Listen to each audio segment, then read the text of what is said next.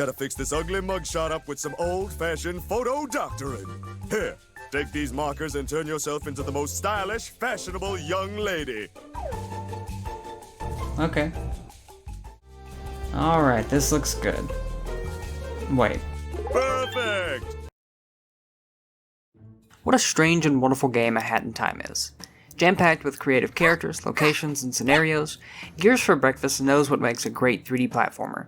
From the moment I picked it up, I felt compelled to play not only until I was finished, but that I had done everything the game had to offer. So, what goes into a great 3D platformer?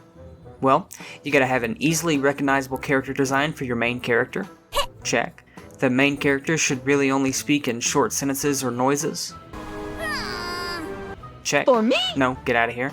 The music needs to be pretty fire.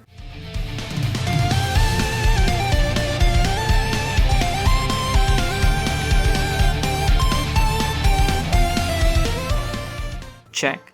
And obviously, your actual platforming should ideally be easy to learn and hard to master, with enough moves at your disposal that can be mixed into each other in diverse and interesting ways, and level design that complements your character's unique moveset.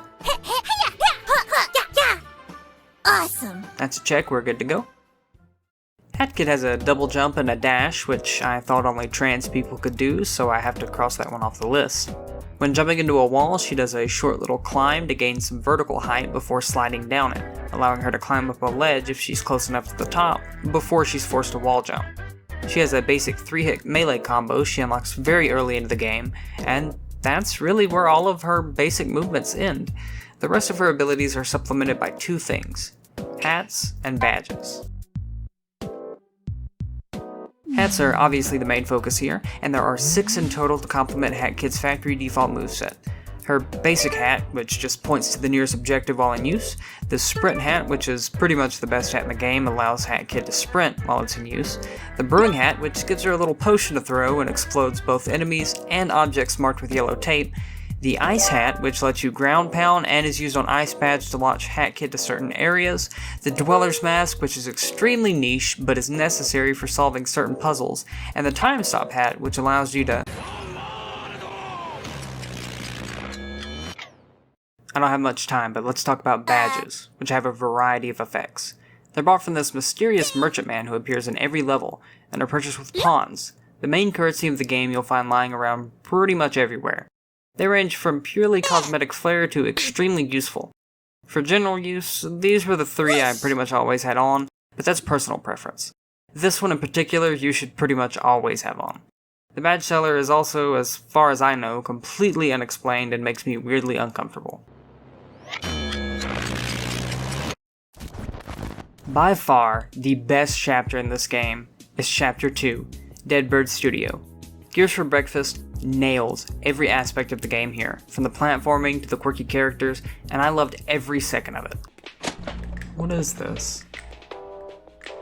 Oh, it hands out sunglasses.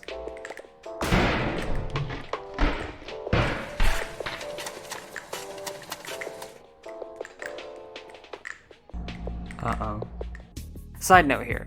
Did you know that Xander Mobus voices a character in this game?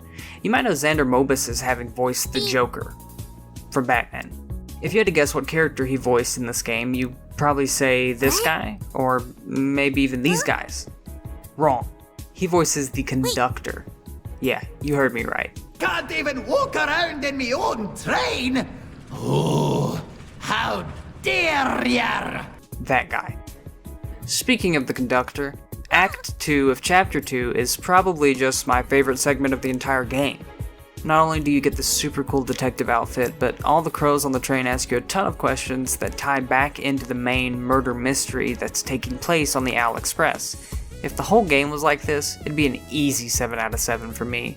Unfortunately, the game has some weak spots and, at least on my end, some technical problems. For one, Chapter 4, Alpine Skyline, feels extremely disjointed and was definitely the weakest part of the game for me. Where other levels felt cohesive and complete, Alpine Skyline felt like random levels dotted on top of some mountains, and almost felt like it was added in to pad game time out a little bit. I also experienced a few crashes.